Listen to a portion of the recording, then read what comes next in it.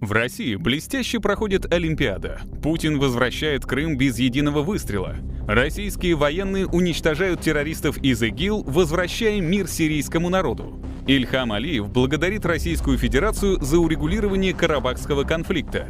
Все это заголовки мировых СМИ последних лет.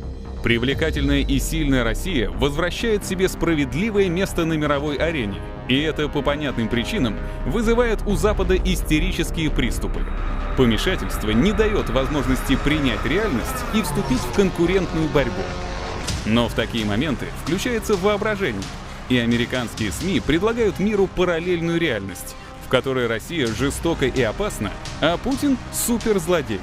BBC рассказывает миру о том, что Литвиненко отравлен по указу из Кремля, публикует расследование без доказательств о тайных богатствах Путина, показывает документальный фильм, в котором Россия нападает на Латвию, начиная Третью мировую войну с ядерными бомбардировками. Мы решили узнать, как воспринимают эти фейки жители Латвии и что они могут сказать о России.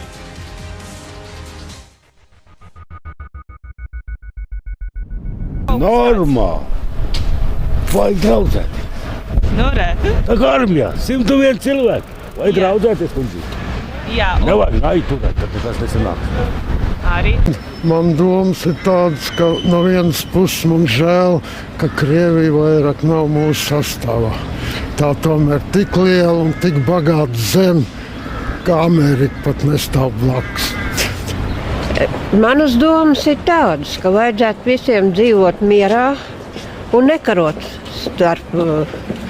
savā starpā. Krievija nav bijusi ienaidnieks, Jā, draudzība valsti. Viņa mīļa mūsu jūrmālu, jā. daudz cilvēku.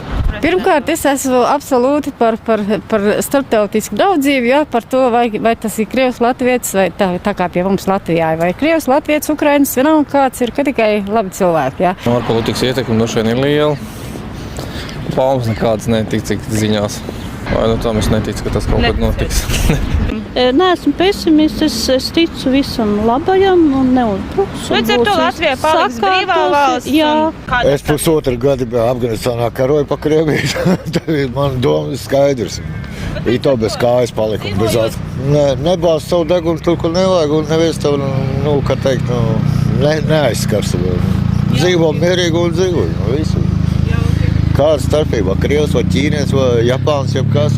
Galvenais, lai normāls cilvēks. Pārējais tie politiķi, bet lai viņi plēš savus pakaļus. Nav.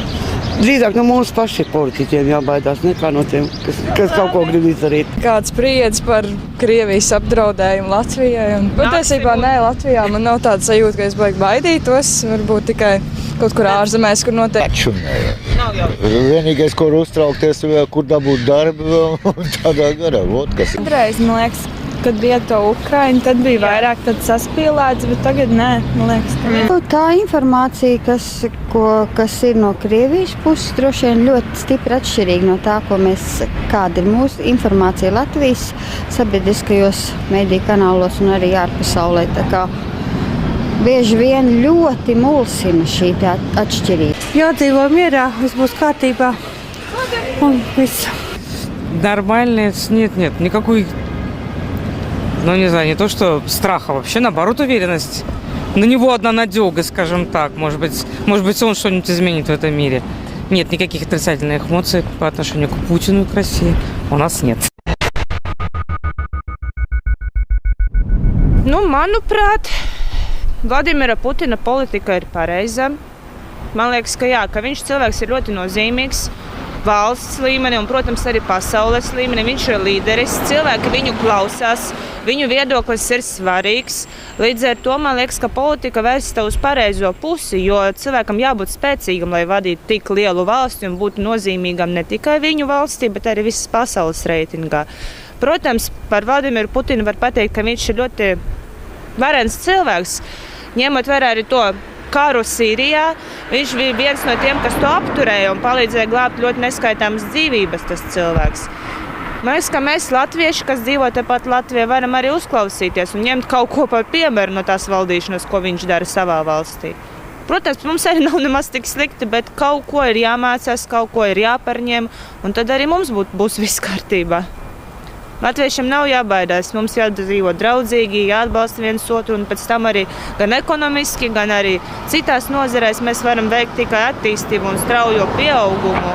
Valdība mani apmierina, un es esmu apmierināts par to, jo pirms tam Krievijas prezidenti, kas bija, man patīk Putina mazliet diktatūra. Ja nav diktatūra, nav kārtība, man tā liekas.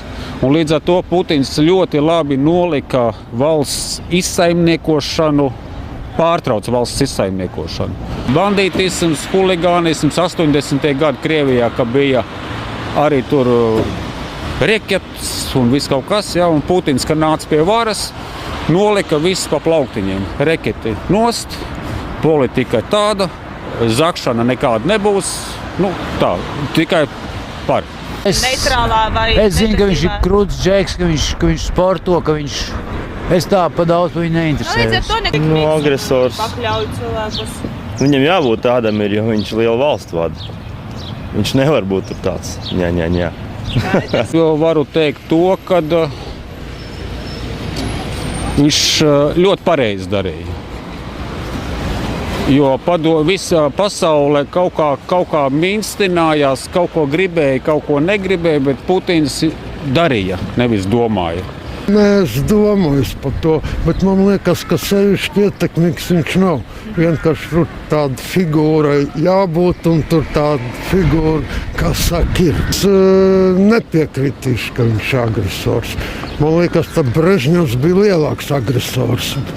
Brežņeva laikus.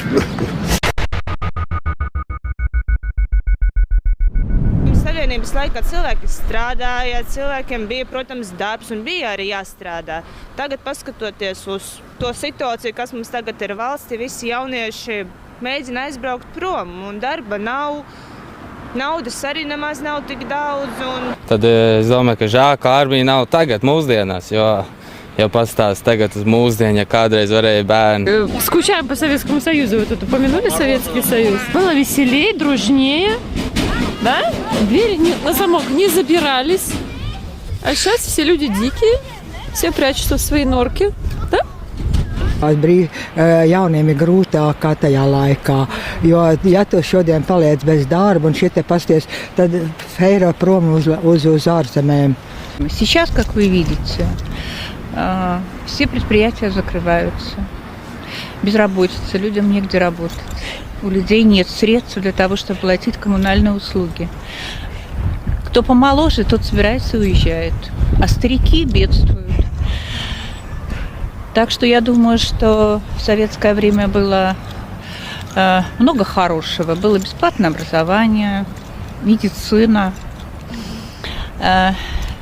профсоюзы. Все ездили по профсоюзным путевкам, отдыхали. Но сейчас я думаю, что небольшая часть населения себе может это позволить. Среди людей, которых вы увидели, нет ни одного актера или того, кто поговорил с нами за вознаграждение. Мы не пытались сформировать мнение респондентов перед тем, как включить камеру. У этого фильма нет режиссера, сценариста и продюсера.